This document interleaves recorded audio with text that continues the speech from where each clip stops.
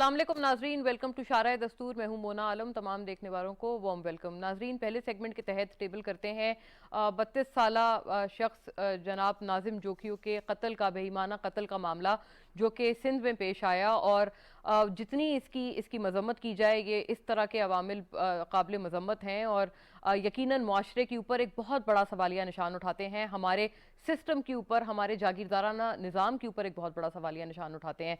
नाजरीन, किस्सा कुछ यूं है कि नाजिम जोखियों ने एक वीडियो बनाई अपने इलाके में कुछ गैर मुल्की अफराद के शिकार करने की, और ये वीडियो जो कि आप देख सकते हैं के साथ प्ले भी हो रही है। उस वीडियो में बाकायदा दिखाया गया कि किस तरह से गैर मुल्की अफराद जो हैं वो उनके इलाके में शिकार कर रहे थे। और इस वीडियो को बनाने का मकसद यही था कि इन तरह के अवामिल को अपने एरिया में, अपने इलाके में वो एक्सपोज करें। नायाब परिंदे तलोर का ये शिकार हो रहा था गैर मुल्कियों की तरफ से, और फिर फौरी उसके बाद हमने देखा कि एक तो रद्द अमल उसी वक्त इन जो गैर मुल्कियों का था वो सामने आया, और उन्होंने बहुत ही उनका फ़ोन भी छीनने की कोशिश की, उनसे कोशिश की कि उनको रोका जाए उसी मकाम पर, लेकिन ऐसा ना हुआ। वो वीडियो फिर वायरल हो गई अल्टीमेटली। इसके बाद नाजरीन मामला कुछ यूं हुआ कि पाकिस्तान पीपल्स पार्टी के जो MPA हैं सिंध के, जाम अवैस, उन्होंने बाकायदा तौर पर नाजिम जोखी और उनके भाई को बुलाया और अपने फार्म हाउस पर बुलाकर उन्होंने कहा कि कुछ सुलह सफाई करवानी है इस मामले पर, और उनको बाकायदा तलब किया गया, जिसके ऊपर दोनों जो भाई हैं वो MPA जाम अवैस के घर पहुंचे, उनके फार्म हाउस पहुंचे, और उसके बाद उनके दूसरे जो भाई हैं अफजल जोखियो, जो आज हमारे साथ प्रोग्राम में मौजूद हैं, उनको कहा गया कि वो चले जाएं और कुछ सुलह सफाई करानी है। रात के 3 बजे ये बात उनसे कही गई जाम अवैस और उनके तमाम साथियों की तरफ से। जब वो चले गए नाजरीन, तो अगली सुबह बहुत बदकिस्मती से उनको पता चला कि उनके भाई को, नाजिम जोखियो को कत्ल कर दिया गया है। उनके जिस्म पर बाकायदा तशद्दुद के निशानात थे, और ये बहुत मायूब और इंसानियत को अफसोसनाक, इंसानियत को शर्मिंदा करने वाला जो वाकया है ये पेश आया।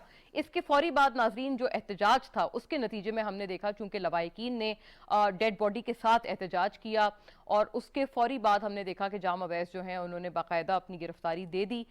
5 अफराद अब जो हैं इस कत्ल की जो FIR है उसमें नामजद किए गए हैं, जिसमें जाम अवैस शामिल हैं, और ये जो तमाम उनके जो साथी हैं वो भी उसमें शरीक हैं। उन अफराद के जो नाम हैं वो आप देख भी सकते हैं। तो ये जो FIR है ये तो दर्ज की गई है, लेकिन इसके साथ साथ सिंध हुकूमत ने अब ऐसे में, चूंकि एक उनके ऊपर बहुत सख्त तरीन रद्द अमल आया इस बेईमाना कत्ल के बाद, और उसके बाद सिंध हुकूमत ने, वजीर आला सिंध ने जाकर जो लवाहिकीन हैं नाजिम जोखियों के, उनसे मिले और उनसे मुलाकात करके उनसे ताज़ियत भी की, कुछ सिंध के वज़रा ने, वजीर आला ने भी। लेकिन नाजरीन अब मामला कुछ यूं है कि एक JIT इस मामले पर तहकीकाती टीम जो है वो बनाई गई है और उसका क़याम हुआ है, और उसमें ये कुछ सूबाई उनके वजीर शामिल हैं, पुलिस के कुछ अफसरान शामिल हैं, और ये बताया जा रहा है कि ये जी इंसाफ की फराहमी को इंश्योर करेगी। ये सिंध हुकूमत का मौक़िफ़ है, और सिंध हुकूमत के ऊपर चूंकि बेपनाह तनकीद हो रही है इस वाक़े को लेकर, और इस किस्म का ये अपनी नौयत का पहला वाक़या नहीं है। इस किस्म के वाक़यात कुछ जर्नलिस्ट के साथ भी सिंध में पेश आ चुके हैं, तो लिहाजा सिंध हुकूमत का अब इसमें यह मौक़िफ़ सामने आ रहा है। लेकिन दूसरी तरफ वफाकी हुकूमत का भी सामने आया है मौक़िफ़। गवर्नर सिंध जनाब इमरान इस्माइल ने जब इसके ऊपर बात की, और उन्होंने ये कहा है कि वो किसी तरह से ट्रस्ट नहीं करते हैं सिंध की बनाई हुई और पीपल्स पार्टी की बनाई हुई JIT को, और उन्होंने कहा है कि वफाक की अपनी एक JIT होनी चाहिए इस पूरे मामले की तफ्तीश करने के लिए। असल बात यह है कि इन तरह के मामलों को अगर वाकई हमने जड़ से उखाड़ कर अपने मुआशरे में से फेंकना है, तो उसका सिर्फ यही हल है कि जब भी इस किस्म का कोई इंसिडेंस हो तो उसमें मुकम्मल तरीन इंसाफ जो है वो मकतूल को और उसके लवाहिकीन को फराहम किया जाए।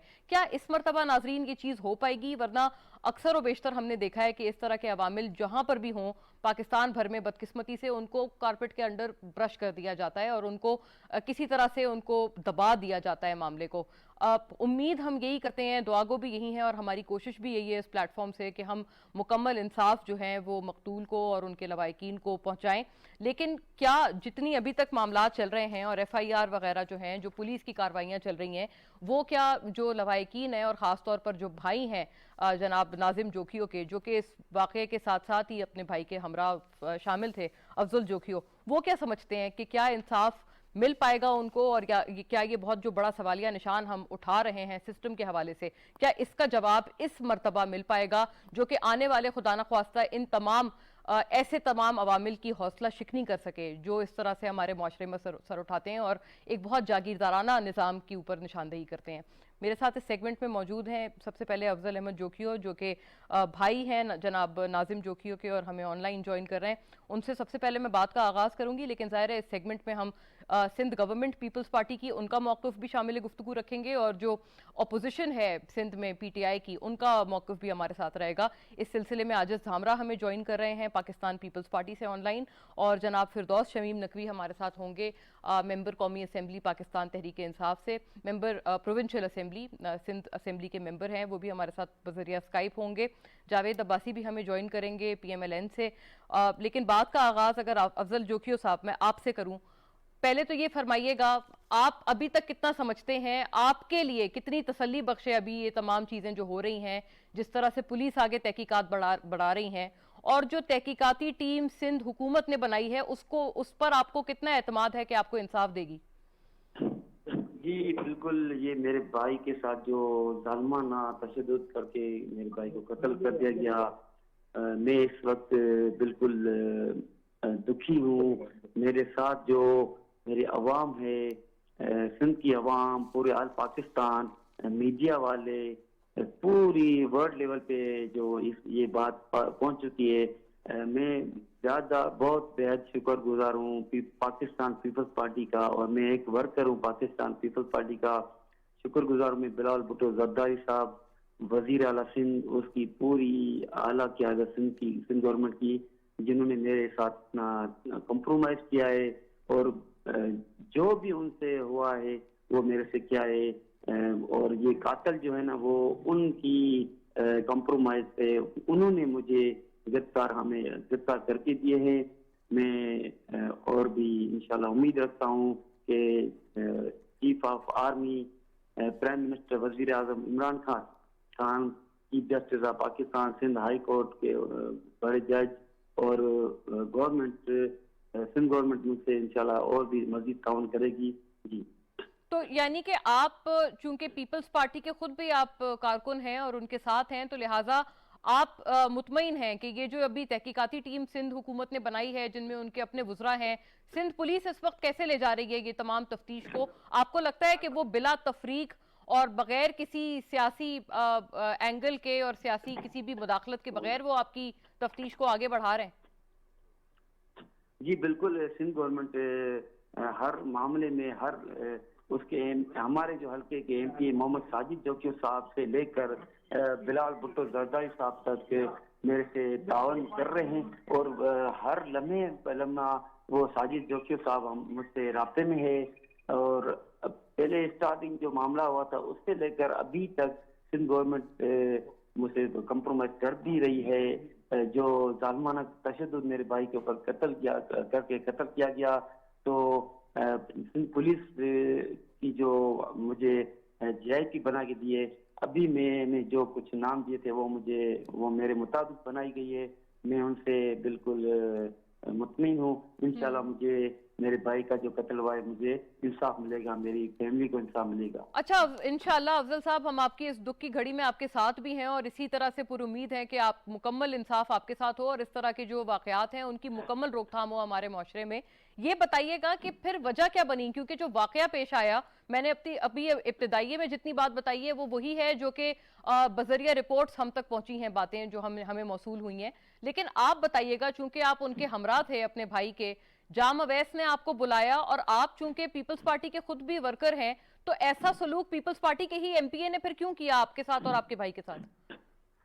जी, मैं थोड़ी बात करूंगा कि इससे पीपल्स पार्टी को बस नाम उसका नहीं दिया जाए। मैं इससे मजम्मत करता हूँ, क्योंकि इससे इन जालिमों से पीपल्स पार्टी का कोई ताल्लुक नहीं। पीपल्स पार्टी एक कौमी पार्टी है, अवामी पार्टी है। वो शहीद जुल्फिकार अली भुट्टो की बुनियादी पार्टी है, मोहतरमा बेनज़ीर भुट्टो शहीद की पार्टी है।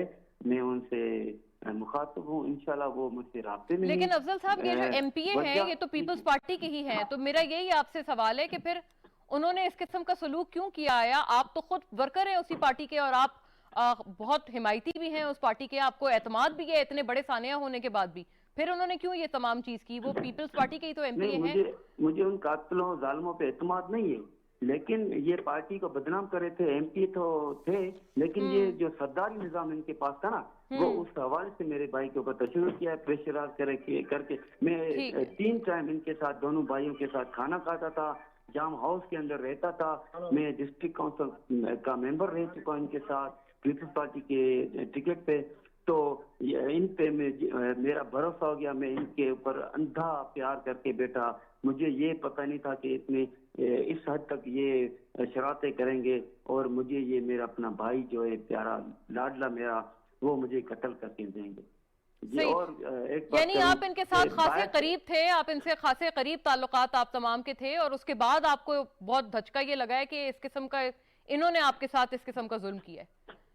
जी, मेरे भाई ने एक परिंदे की जान बचाई, और मजलूम जो गांव में रहते थे गरीब लोग, वो आबादियां हैं, वो पहाड़ी से लेकर नीचे गांव के अंदर आने की कोशिश कर रहे थे। तो मेरे भाई ने इनको रोका है कि हमारे इधर ठीक है। गांव है, आबादियां हैं, बच्चे रहते हैं, आप अंदर जाने की कोशिश नहीं करे। तो मेरे भाई को उन्होंने बोला, सऊदिया के जो बंदे हैं, अरब लोग हैं, शिकार पे आते हैं, जालिम है वो।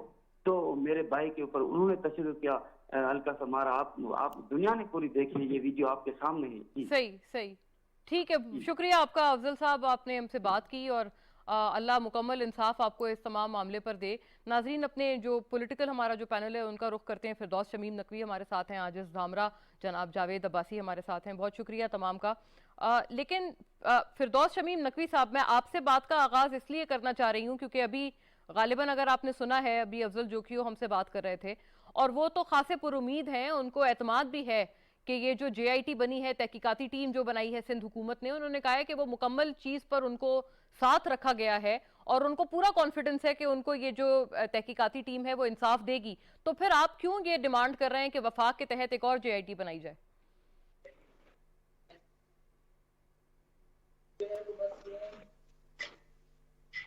फिरदौस शमीम नकवी साहब।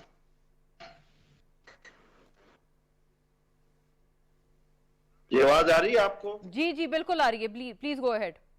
अच्छा जी। देखिए, मैं समझता हूं कि हमें माजी से सबक सीखना चाहिए, जो माजी में नताइज है और जो सिंध के अंदर सूरत हाल चल रही है। या तो यहाँ कहा जाए कि जुल्म की कोई दास्तान आती ही नहीं है सामने। जब जुल्म की कोई दास्तान नहीं आती हो तो हम क्या एवरीथिंग हम पाकिस्तान में कह नहीं सकते। पाकिस्तान और बिलखसूस सूबे सिंध में, बलूचिस्तान में, जहां जहां हम ये देखते हैं कि फ्यूडलिज्म वडेरा शाही ज्यादा है, उन जगहों पे ये जुल्म की दास्तानें आती रहती हैं। ये बड़ी अनफॉर्चुनेट सी बात है कि हमारे सूबे में, जिससे मेरा ताल्लुक है, सूबे सिंध में, वहां उम्मे रबाब कितने दिनों तक तलाश करती रही कि उसे इंसाफ मिल जाए। सही सही। एक सहाफी अजीज बेबद, उनको कत्ल कर दिया गया, आज तक उनके कातिल पकड़े नहीं गए।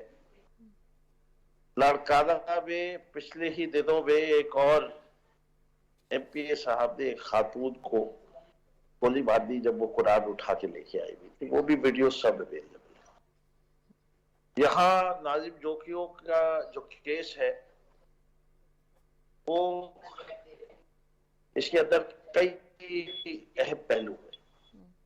एक पहलू ये है कि पहले हमें ये बताए कि वो शिकार क्यों कर रहे थे और उन्हें कितनी बर्ड्स का शिकार की इजाजत दी और किन लोगों को दी गई। वो अभी तक सामने नहीं आई बात।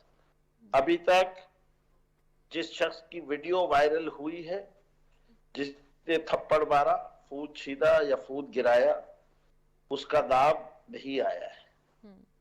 क्या वो एक और रेमंड डेविस है? इससे इस मुल्क में रेमंड डेविस भी हुआ है माजी में। क्या हम ऐसे रेमंड डेविस को कब तक बर्दाश्त करेंगे? इस मुल्क का कानून कभी हरकत करेगा या नहीं करेगा? हमें ये भी नजर आता है कि बलोच एक पुलिस कांस्टेबल को रोकते हुए चले जाते हैं, और फिर फैसला ये आता है कि वीडियो एविडेंस जो है जी वो उसके ऊपर सजा दी गई। बिल्कुल। हमें ये भी नजर आता है कि कायदे आजम के मजार के ऊपर एक खातून का रेप हो जाता है, और उसके लिए कहा जाता है कि डीएनए का एविडेंस जो है वो इस्लामिक एक्सेप्टेबल नहीं है। तो जहां जहां जुल्म हो रहा है, खासतौर पे सूबे, और ये सारी सूबे सिंध के फैसले बता रहा हूँ ये जो हुए, और इसके ऊपर किसी जमात से भी कोई हो, चाहे अजीज दामरा साहब यानी फिरदौस साहब, आपका ये मौकफ है कि इस किस्म के वाकयात क्योंकि पै दर पै सूबे सिंध में हो रहे हैं, तो आपको लगता है कि वफाक की जो जेआईटी है वो इसमें ज्यादा न्यूट्रल किरदार अदा करेगी, राइट? मैं भी, मुझे इजाजत दीजिएगा। नहीं, मैं ये नहीं कह, मैं बिल्कुल ये बात नहीं कह रहा। अच्छा, मैं ये कह रहा हूँ ये आवाज है उन तमाम लोगों की जो बाज़मीर है। ठीक है, राइट। मैं जरा आगे बढ़ूं, आजिज जामरा साहब से पूछूं। ये कोई इस इशू को पॉलिटिसाइज नहीं होना चाहिए। बिल्कुल ऐसे ही है। Issue about justice. This is not a issue about federal government trying to ridicule the provincial government, or the provincial government is standing up and saying what has the federation got to do with this? सही, correct. It is ये है call for justice.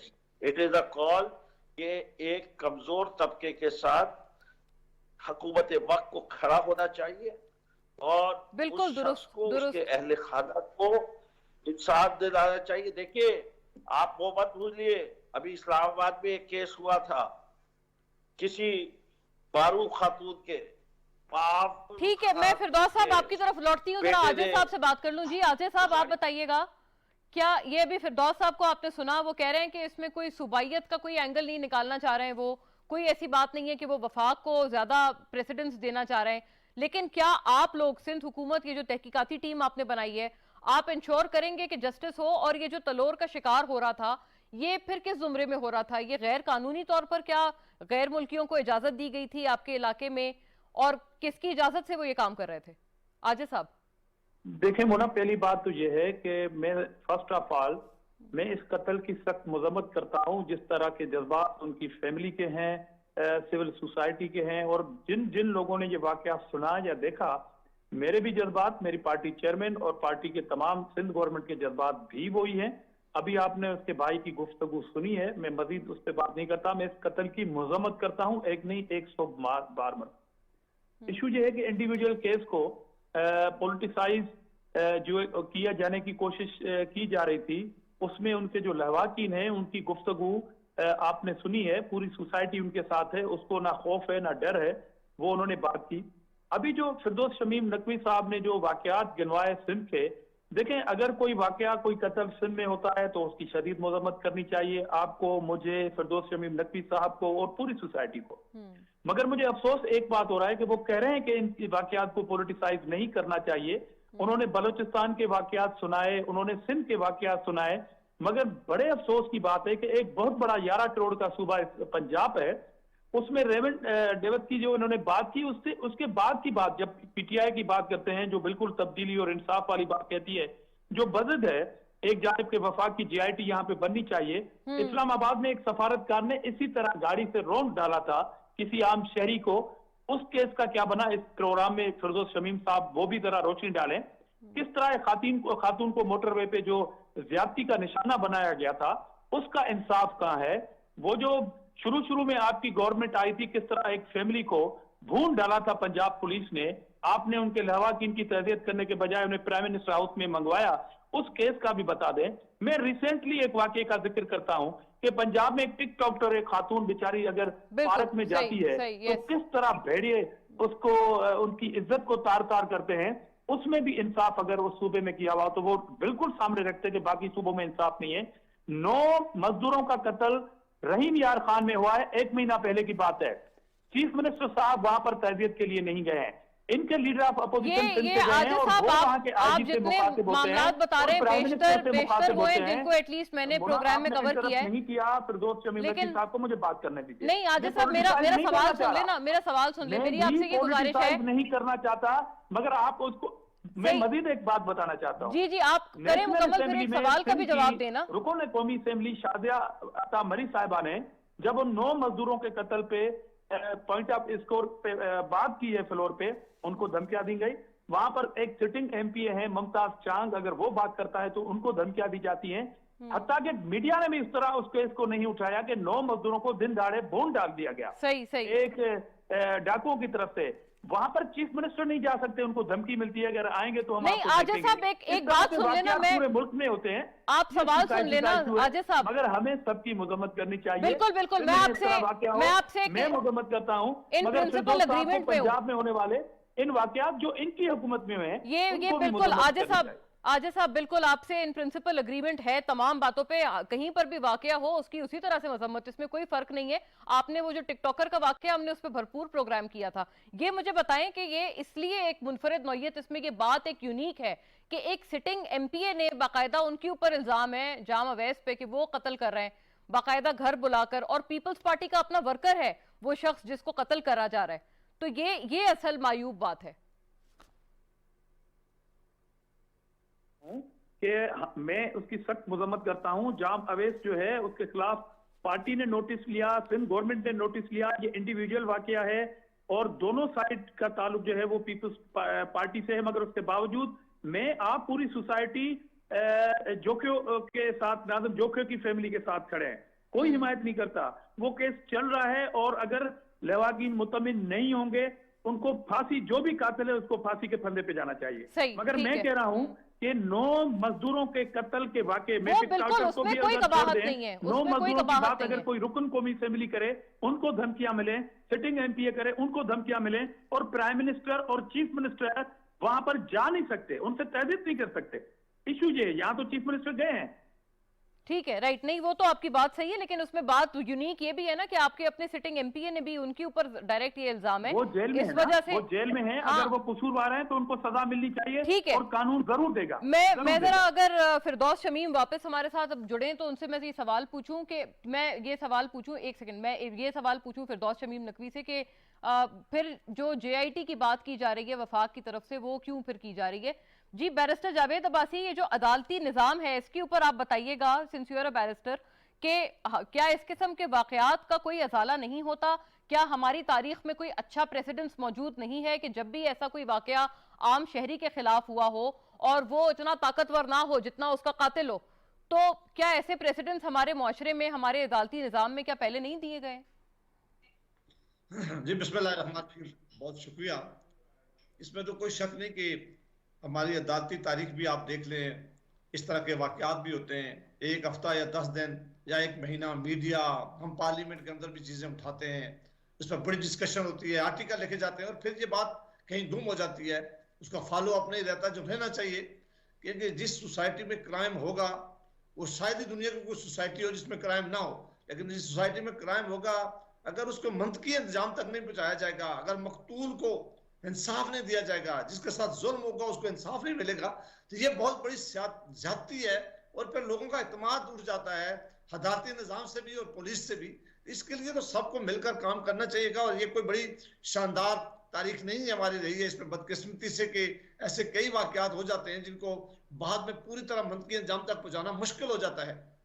लेकिन ये जो अभी वाकया जिसको आप भी अभी डिस्कस कर रही हैं, मैं समझता हूँ कि अभी जब मकतूल का भाई कहता है कि हमें सिंध हुकूमत पर पूरा एतमाद है, वो कहता है कि पार्टी हमारे साथ खड़ी है, वो कहता है कि बिलावल जरदारी साहब ने मुझे कहा है और चीफ मिनिस्टर पे बड़ा एतमाद है, तो मेरा ख्याल है इससे बड़ी और कोई बात नहीं है कि हम इसको अब कोई और रोक दें, इसको क्यों पॉलिटिसाइज करें, क्यों हम कहेंगे सिंध इसकी इन्वेस्टिगेशन ना करे तो पंजाब में इसकी इन्वेस्टिगेशन ले जाएं, क्यों कहेंगे सिंध ना करे तो फेडरल गवर्नमेंट इसकी इन्वेस्टिगेशन करे। इसका तरीका कार अगर ये कोई डिमांड करता है तो ये डिमांड किसी तौर पर भी ठीक नहीं है। हाँ, ये डिमांड तब ठीक हो सकती थी कि अगर वारसा जो है वो कहते कि हमें सिंध हुकूमत से इंसाफ नहीं मिल सकता, अगर उसके भाई कहते कि नहीं हमारे साथ पुलिस जो है वो इंसाफ नहीं कर सकती क्योंकि दूसरे लोग जो ज्यादा इन्फ्लुएंशियल है या उनकी ज्यादा उनकी से है पार्टी के अंदर या हमारी नहीं है और हुकूमत उनकी बात सुनेगी, तो फिर तो ठीक था कि वहां कोई डिमांड की जा सकती थी। लेकिन जब वर्षा पूरी तरह मुतमईन है और मैंने अभी आपके प्रोग्राम में देखा और मैं आपका शुक्रिया है कि आपने उनको लिया है, वो कहते हैं कि हमें इत्मीनान है सिंध हुकूमत के ऊपर। उन्होंने कहा कि हमारी पार्टी जो है हमारे साथ खड़ी है। ये एक इंडिविजुअल वाकया हुआ है, जो एमपी हो सकता है, कोई एमएनए हो सकता है, कोई और हो सकता है, इसका मतलब नहीं कि सारी पार्टी उसके पीछे खड़ी हो, कोई इंडिविजुअल वाकये के ऊपर मुमकिन है कि वो सारी पार्टी मकतूल के साथ मुझे कभी खड़ी नजर आती है। लिहाजा अगर ऐसी सूरत हाल है तो हम सबको बड़ा एहतियात करना चाहिए, हमें ऐसी डिमांड नहीं करनी चाहिए, हमें ऐसी बातें नहीं करनी चाहिए और फिर ये इस केस के लिए अच्छाई नहीं होगी, हम ये केस खराब कर देंगे। ये जो इंसाफ की तरफ जो रास्ता जाने वाला है, सारे मिलकर ये कहें, पुलिस पे दबाव डालें, प्रोसिक्यूशन की बेहतरी करें, विटनेस पेश करें, ये तो बात जरूर करें। लेकिन अगर हम इस लड़ाई में पड़ जाएं कि नहीं नहीं जी इन्वेस्टिगेशन ही ठीक नहीं हो रही है, प्रोविंशियल गवर्नमेंट ही ठीक काम नहीं करेगी, इसको किसी और जगह पे ले जाएं, फिर ये केस बड़ा कंट्रोवर्शियल हो जाएगा। इससे ना वफा को फायदा होगा ना किसी और को होगा।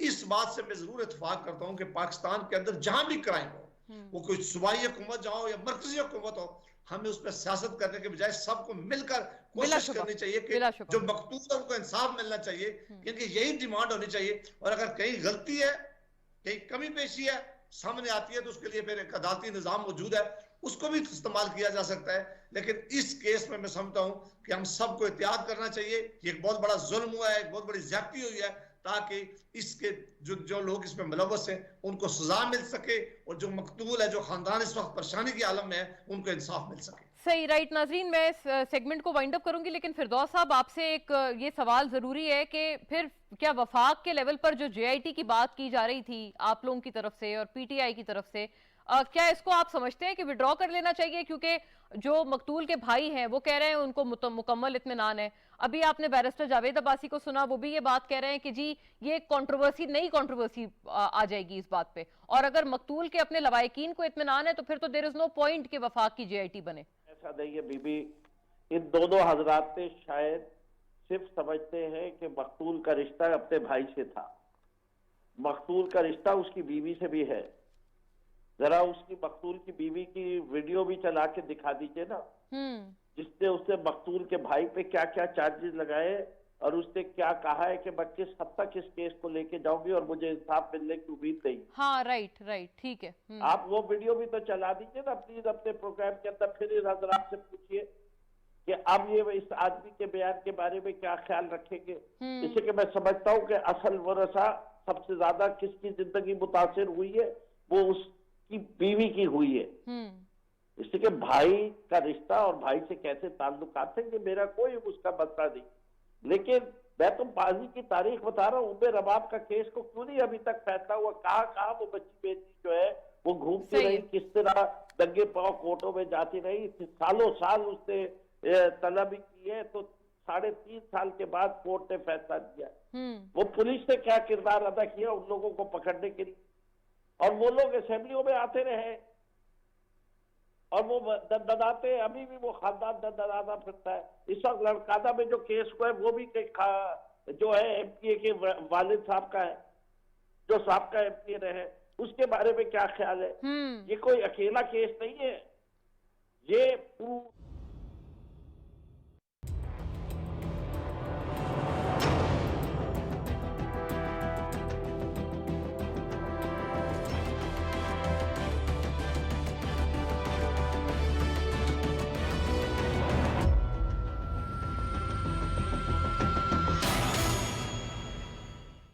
वेलकम बैक नाजरीन, अगले सेगमेंट के साथ आपके सामने हाजिर हैं। पीडीएम ने अब एक मरतबा फिर मुल्क भर में एहतजाजों का जो सिलसिला है उसका ऐलान कर दिया है। इस सिलसिले में पीडीएम का जो हालिया जो इजलास था उसमें ये अहम फैसले कुछ सामने आए हैं कि तमाम बड़े शहरों में जो है वो एहतजाज करे जाएंगे और स्ट्रीट पावर दिखाई जाएगी, और फिर फाइनल जो अल्टीमेट जो एहतजाज होगा, जो रैली होगी, वो लाहौर में होगी, जो कि एक मार्च में कल्मिनेट करेगी, और उस रैली को फिर मार्च में तब्दील किया जाएगा जो कि इस्लामाबाद पहुंचेगा। तो नाजरीन, ये कुछ तमाम फैसले हैं और जो सामने आए हैं, लेकिन एक बहुत ज़रूरी इसमें डेवलपमेंट साथ ये भी शामिल हो रही है कि अब ऐसी कोई एक नज़र आ रही है उम्मीद की किरण, और एक ऐसा लग रहा है कि पीपल्स पार्टी भी दोबारा पीडीएम का हिस्सा बन सकती है, जो कि बहुत तल्ख एक एपिसोड के बाद पीपल्स पार्टी अलहदा हो गई थी पूरे पीडीएम अलायंस से, और उसके बाद बहुत सख्त जो अल्फाज थे और जुमले थे उनका तबादला हुआ दोनों इतराफ से। लेकिन अब ऐसा मालूम होता है कि कुछ राब्ते दोबारा बहाल हुए हैं। पीपल्स पार्टी को ये खासी एक शिकायत रही है कि नून लीग जो है वो तमाम मुशावरत में उनको ऑन बोर्ड नहीं रखती हैं और मौलाना फजलुर रहमान साहब का ज्यादा रुख करती हैं। ये एक बड़ी एक इसमें अहम रिपोर्ट्स हैं जो कि सामने आई थी, और पहले भी यहीं पर इख्तिलाफात हुए थे। लेकिन सबसे बड़ी बात यह है कि जो पार्लियामेंट के अंदर पीपल्स पार्टी हुकूमत के खिलाफ कोई चीज या कोई मुहिम लाना चाहती थी, कोई मोशंस लाना चाहते थे, उन तमाम मामलात पर उनका नून लीग ने साथ नहीं दिया था और नून लीग और मौलाना साहब का ये इसरार था कि इस्तीफे ही वाहिद हल हैं, जिसके ऊपर पीपल्स पार्टी ने फिर अलहदगी इख्तियार की थी। क्या अब ये जो प्राइमरी इनके दरमियान जो एक डिफरेंस था या जो खलिश थी, ये इस मरतबा दूर हो पाएगी या नहीं? और सबसे बड़ा सवाल ये भी है कि जो पिछले इनकी रैलीज रही थी पीडीएम की, उस पर खासा मोमेंटम पीडीएम ने गेन किया था, जिसके बाद मालूम हो रहा था कि इस्लामाबाद का जो मार्च होगा या जो भी आगे उनकी हिकमत अमली होगी वो सहर हासिल हो सकती है उनके तमाम वोटर्स और सपोर्टर्स के लिए। लेकिन अब क्या अगर दोबारा सिलसिले इन तमाम रैलीज के शुरू किए जा रहे हैं तो क्या वो मोमेंटम एक मरतबा फिर से बन पाएगा जो कि बहुत हद तक टूट चुका था? ये एक खासा जरूरी सवाल है जो कि हम इसमें टेबल करना चाहते हैं। और क्या हुकूमत के लिए तमाम चीजें ये काफी कंफर्टेबल रही हैं क्योंकि पीडीएम में खुद ही इख्तिलाफात आ गए, और अब जब पीडीएम दोबारा रिवाइव होना चाह रही है तो क्या ये हुकूमत वक्त के लिए भी वो क्या उसको एज अ थ्रेट देख रहे हैं या नहीं? इस उमूर पे, इन तमाम उमूर पे हम बात करेंगे सेकंड सेगमेंट के तहत। बैरिस्टर जावेद अब्बासी हमारे साथ बने हुए हैं रिप्रेजेंटिंग द पीएमएलएन, और हमें इसमें ज्वाइन कर लिया है जनाब अमजद अली खान न्याजी ने भी, मेंबर कौमी असम्बली पाकिस्तान तहरीक इंसाफ से, और चेयरमैन भी हैं कायमा कमेटी बराए दिफा के कौमी असम्बली में, हमें ऑनलाइन ज्वाइन कर रहे हैं। बहुत शुक्रिया अमजद साहब। और मैं कोशिश करूंगी आज जामरा साहब भी हमारे साथ ही हों, उनको भी हम मीनवाइल कोशिश करेंगे कि कनेक्ट करें और पता ये करें कि क्या पीपल्स पार्टी के भी कोई ऐसे चांसेस हैं कि वो दोबारा पीडीएम का हिस्सा बन जाएं इतनी तलखियों के बाद।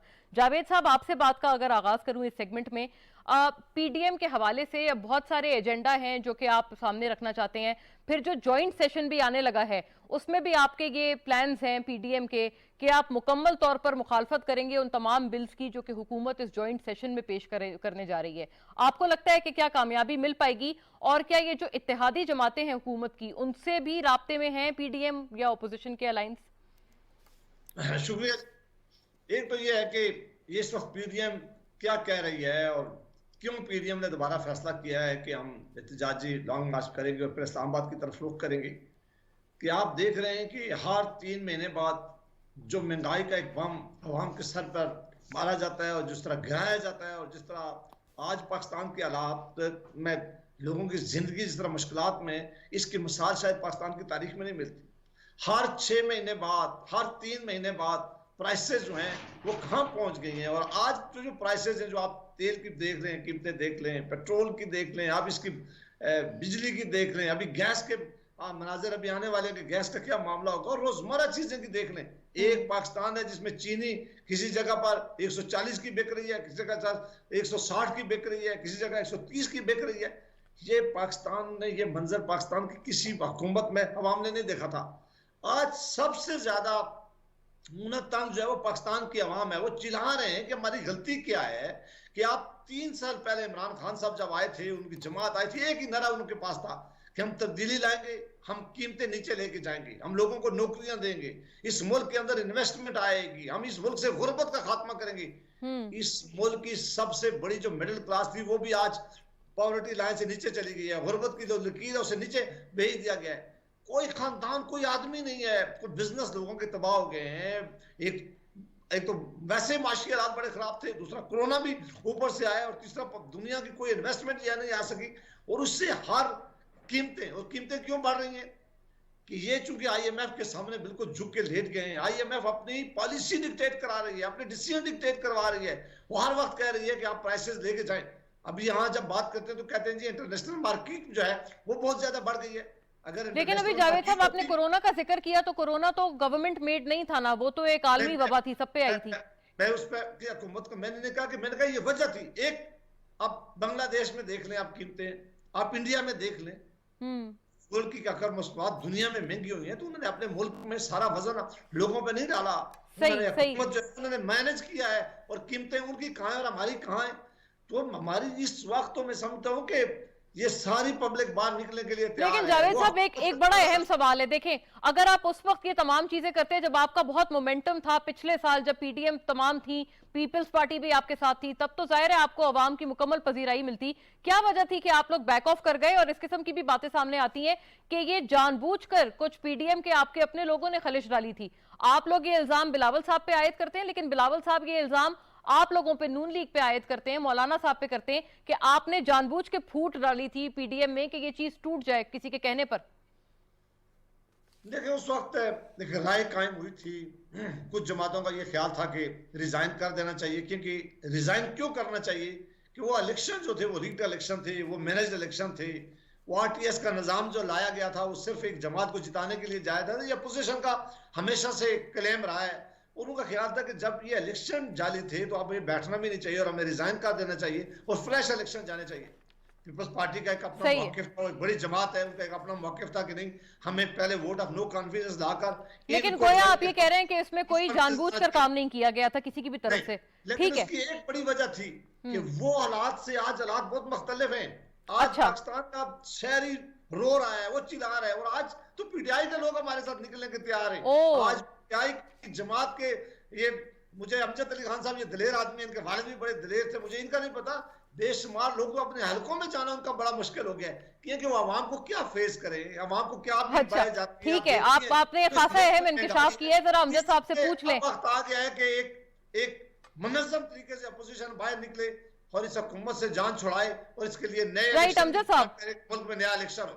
अमजद साहब क्या ये बात दुरुस्त है कि जावेद साहब कह रहे हैं पीटीआई के भी कुछ लोग हैं, वो कह रहे हैं, उन्होंने खासा दावा किया है कि वो भी इस दफा पीडीएम के साथ निकलेंगे, और उन्होंने आपको, माशाल्लाह आप हैं दिलेर, लेकिन उन्होंने आपकी दिलेरी को इस हवाले से इस वक्त बात की है कि आप तो हल्के में अपने जा सकते हैं लेकिन दीगर लोग नहीं जा सकते। बिस्मिल्लाह रहमान रहीम। पहली बात तो ये है कि मोना, मुझे समझ नहीं आ रही कि ये जो इंतशार की पार्टी है ये क्या बताने जा रही है कि हमने मुल्क को इतना लूटा था और उस लूट के नतीजे में ये मुश्किलात आई हैं। किसी गोलगप्पे वाले के अकाउंट से पैसे निकले, किसी के चाबड़ी वाले के अकाउंट से पैसे निकले, किसी के महल्लात निकले, किसी के बड़े बड़े जो है वो दुबई टावर्स निकले। तो क्या बताने जाएंगे, क्या किस मुंह से जाएंगे? और जब मुल्क में मुश्किलात आती हैं कि आज पाकिस्तान के साथ अफगानिस्तान जो हमारा पड़ोसी मुल्क है, वहां पे इंतशार की सी पोजीशन है, वहां अनस्टेबिलिटी है, फिर आपके फेटअप के मामलात हैं। अमेरिका इस खित्ते के अंदर क्या चाह रहा है इस मामले में? जब पहले ही कोरोना के बाद दुनिया के अंदर जो है मईशतें सुकड़ रही हैं, मतलब बहुत सारी मुश्किलात भी हैं, उस मामलात में बजाय इसके कि ये अपने पैसे वापस पाकिस्तान में लेके आते, हम ताकि कीमतें कम करते, लेकिन बजाय इसके कि ये पैसे लाने के ये अब रोड पे आना चाहते हैं ताकि इंतशार बने, मुल्क के मामलात जो हैं वो उलझाव की तरफ जाएं। तो ये मुल्क की कौन सी किस खिदमत करना चाहते हैं, ये मेरी समझ से बाला तर है। बाकी मैं तो हर रोज अपनी कॉन्स्टिट्यूएंसी में जाता हूँ, अल्लाह का शुक्र है मेरे जितने भी कुलीग्स हैं हम सारे, आज भी जामशोरों में हमारा बहुत बड़ा कन्वेंशन था, आज महमूद खान साहब पिशावर में, वो उनका भी बहुत बड़ा कन्वेंशन था। हर जगह पे पीटीआई की जो हमारे लीडर्स हैं वो जा रहे हैं, खान साहब खुद भी कल अटक में गए थे। तो देखिए कम से कम हमारे जो है वो मैं समझता हूँ अपनी कमीज के ऊपर किसी के वो दाग नहीं है कि हमने इस मुल्क को, लेकिन अमजद साहब आपने अभी एक बड़ी फैक्चुअल बात का भी जिक्र किया है ना, जावेद साहब ने, वो कह रहे हैं कि महंगाई का इस वक्त इतना प्रेशर है, ये हालात पिछले साल नहीं थे जब पीडीएम। तो समझने की जरूरत है महंगाई क्यों आई। आईएमएफ के पास इन्होंने अभी, मतलब जवेद मेरा भाई है, उसके साथ बड़े अच्छे ताल्लुकात हैं मेरे, लेकिन ये खुद बता दें कि आईएमएफ के पास हम क्यों गए। हम तो इन्हीं के जो लिए हुए कर्जे थे उनको चुकाने के लिए हमने मजीद कर्जा लिया और उनकी वापसी थी, इन्होंने खुद एग्रीमेंट्स किए। आज मुल्क के अंदर जो महंगी बिजली है माहिदात किसने किए? इन्होंने खुद। राजा हमारे मेरे बड़े अच्छे उनसे मोहतरम है मेरे लिए, राजा परवेज अशरफ साहब, परवेज अशरफ साहब, इन्होंने ख्वाजा आसफ साहब ने सुप्रीम कोर्ट में खड़े होकर उनको राजा रेंटल का नाम किया। ये पूरी पार्टी जो है ये इनको राजा रेंटल साहब कहती थी, और इन्हीं की पार्टी जरदारी साहब जो है मोहतरम है मेरे लिए, उनको ये मिस्टर 10% कहते। और मुझे ये बता दें, ये उनको कहते थे कि जी ये अपना फैसल मस्जिद में जब खड़े होते थे अपना नवाज शरीफ साहब, उस वक्त क्या इनके ख्यालात थे, फिर मतलब भूल गए नहीं जाते। तो अगर जरदारी साहब के जो है वो मैं ख्यालात बताऊं, उन्होंने कहा ये वो दरिंदा है जो मुल्क की इकोनॉमी को खा गया। ये इनके ख्याल। आज चूंकि मसाइल पता क्या है, मसाइल ये इनको कोई गम नहीं है कि जी ये कौम के हमदर्दी में बाहर आना चाहते हैं। मसला सिर्फ यही है। फिर क्या वजह है? ये चाहते हैं कि हमारे केसेस जो है ना, तो नहीं, अच्छा अमजद साहब, मजे की बात यह है कि नैब के हवाले से तो आपने ऑलरेडी जो ऑर्डिनेंस आया है उसमें इतनी आपने लीनियंसी दे दी है कि वो तो वैसे ही जरदारी साहब उस पे उसी बुनियाद पर कह रहे हैं कि उनको रिहा करें। कोई उसपे छूट नहीं है, उसके भाम को दूर कर दिया गया है। वो जितने भी जो इसके लिए स्पेशल कमेटी बनी, उस स्पेशल कमेटी के अंदर जो है फिर जो है दोबारा ऑर्डिनेंस जो है वो ले कर दिया गया है, जो उसकी और वो भी इफेक्ट फ्रॉम 6 अक्टूबर से होगा। अच्छा, राइट, ठीक है। तमाम आपको लगता है कि वो दूर कर दिया गया है भाम, और यही तमाम चीजें, ऐसी कोई बात नहीं। देखिए, यही चीजें आप लोग ज्वाइंट सेशन में भी लाने जा रहे हैं ना। जावेद साहब से जरा पूछ लूं, जावेद साहब, पीपल्स पार्टी को अब जो आप दोबारा मिलाने की कोशिश कर रहे हैं, ये कितना कामयाब रहेगा? क्योंकि बहुत तलखी आ गई थी और उनकी जरूरत, पीपल्स पार्टी की जरूरत पीडीएम को है भी या नहीं है? मैं मुख्तसर से अमजद अली खान साहब ने जो बात की उसका सिर्फ इतना जवाब दे दूं कि ये हुकूमत बार बार वज़ीर आज़म साहब और उनकी टीम कहती थी कि ये लूटा हुआ पैसा है, इन जमातों ने पैसा लूट के लेके गए हैं, ये पैसा पड़ा हुआ है, हम लेके आएंगे, 1 साल के अंदर पैसा भी लूटा हुआ लेके आएंगे, IMF के मुंह पे भी मारेंगे, बाकी कर्जे भी खत्म करेंगे। अब 3 साल से ज्यादा इनकी हुकूमत हो गई, आप बताएं कि कौन सी इन्होंने रिकवरी की है, कौन सा केस इन्होंने लॉजिकल एंड तक पहुंचाया है, किसको इन्होंने नैब में सजा दी है? मासूम लोगों को इल्जाम देने में, लोगों को गाली देने में, लोगों की पगड़ियां उछालने में, इस मुल्क का माहौल खराब करने के अलावा मुझे किसी एक केस में इनसे बताएं कि इन्होंने कोई पैसे की रिकवरी की है। इल्जाम लगाना बड़ा आसान था, किसी के ऊपर तुहमत लगानी, किसी के ऊपर ये बात करनी वो बड़ी आसान होती है, लेकिन आपने लिया कहां से है? नंबर 2 जो बात अभी आपने पूछी है, देखें इस वक्त मसाइल पाकिस्तान के लोगों के, हम ये हुकूमतें क्यों आती हैं, हुकूमतों का क्या काम होता है कि वो पाकिस्तान में आए और इस मुल्क के लोगों को रिलीफ दें। आप देखें डॉलर कहां पहुंच गया है, चीनी की कीमत आप देख लें, आटे की कीमत आप देख लें, सीमेंट, सरिया और बाकी चीजों की कीमतें आप देख लें, जो रोजमर्रा इस्तेमाल की चीजें उनकी कीमतें कहां पहुंच गई हैं। वो एक आम आदमी जो सिर्फ रोटी खाया करता था, आज वो अपने बच्चों को कहां लेके जाए? इतनी बड़ी महंगाई है, ना वो बिजली का बिल दे सकता है, ना वो बच्चों को स्कूल भेज सकता है, ना वो अपने बीमार अपने माँ बाप के लिए दवाइयां खरीद सकता है। ठीक है, लेकिन ये जावेद साहब, आपसे ये अर्ज है कि क्या पीपल्स पार्टी की जरूरत है पीडीएम अलायंस को, जो अभी दोबारा हम सुन रहे हैं कि वापस आ सकते हैं? देखिए, पाकिस्तान पीपल्स पार्टी और पीडीएम के दरमियान एक मिसट्रस्ट आ गया था, उनके अपने तरीकाकार में इख्तलाफ जरूर आ गया था, लेकिन दोनों अपोजिशन की जमातें पार्लियामान के अंदर इकट्ठी होकर इनका मुकाबला करती रही हैं। वो दोनों आज इस बात पर मुतफिक हैं कि जो हुकूमत है ये डिलीवर करने में नाकाम हो गई है। वो दोनों इस बात से सारी जमातें इत्तेफाक करती हैं। राइट, तो गोया ये कि वो वापस भी आ सकते हैं इस अलायंस में। हाँ। ये सिर्फ फाइनेंस मिनिस्टर बदलाते हैं, फाइनेंस मिनिस्टर बदलाने से काम नहीं चलेगा, ये टीम ही नहीं है। और जो मैंने पहले इशारा किया था, जो लोग उड़ रहे हैं वो अमजद अली खान साहब की तरफ से नहीं है, ये तो पार्टी के जो लोग बाकी जमातों से उड़कर इनके पास आए थे। ओ अच्छा, ठीक है, ये जरा जावेद साहब जवाब इसका मांगने दें अमजद साहब से, बड़ा जरूरी है। जी अमजद साहब, वो दीगर लोग जो दीगर पार्टी से आए थे, उन्होंने शमूलियत इख्तियार की थी, वो अब वापस जाने को तैयार है उन्हीं जमातों में? कोई भी अभी होना नहीं जाने वाला, अभी अच्छा। सारी इधर ही है। ये सिर्फ और सिर्फ बातों से डिमोरलाइज करना चाहते हैं मुल्क को, और मुल्क की मईशत अब बेहतरी की तरफ गामजन है। देखे $20 अरब का जो करंट खसारा था वो अल्हम्दुलिल्लाह अब कम होके बहुत थोड़ा रह गया है। ठीक है, एक वक्त में तो बैलेंस में हम थे। ठीक है, उसके अलावा दुनिया ने मतलब हम समझते हैं हमारे दोस्त ममालिक ने अल्हम्दुलिल्लाह मदद की। ये तो दिवालिया छोड़ के गए थे मुल्क को, ये तो अल्लाह ताला की मेहरबानी से आज फिर दोबारा एक ट्रैक पे आ रही है हमारी मईशत। कि कोरोना जैसी वबा के अंदर 1200 का हमने बड़ा पैकेज दिया, सारे स्टेक होल्डर्स को, तिजारत को, गरीब लोगों को पैकेज दिया। आज अल्हम्दुलिल्लाह एहसास प्रोग्राम के जरिए 266 अरब, और अभी भी मुश्किल वक्त में हमने फिर एक बड़ा पैकेज दिया है कि जी हम हेल्थ कार्ड लेके आ रहे हैं, सही, गलत प्रोग्राम है, किसान कार्ड है। तो देखिए बात यह है कि काश के ये मुल्क की खिदमत करते, नेशनल असेंबली के अंदर आते, सेनेट के अंदर आते, तजावीज देते। सही, आपका यानी अमजद साहब ये ख्याल है कि अवाम के ऊपर मतलब वो कोई इतने डिसग्रंटल्ड नहीं है और कौन सी खिदमत करने जा रहे हैं? मुझे बता दें कि इन्होंने पिछले जो कई दहाइयां हैं उसमें अगर ठीक है, राइट अमजद साहब, पॉइंट मेड आपका। मुझे यहीं तक कमेंट, आई एम सॉरी कि वक्त इतना ही था चूंकि हमारे पास, but grateful to both the gentleman barrister Javed Abbasi, Amjad Ali Khan Niazi ने हमें इस सेगमेंट में ज्वाइन किया था। इंशाल्लाह सी यू अगेन, अल्लाह हाफिज।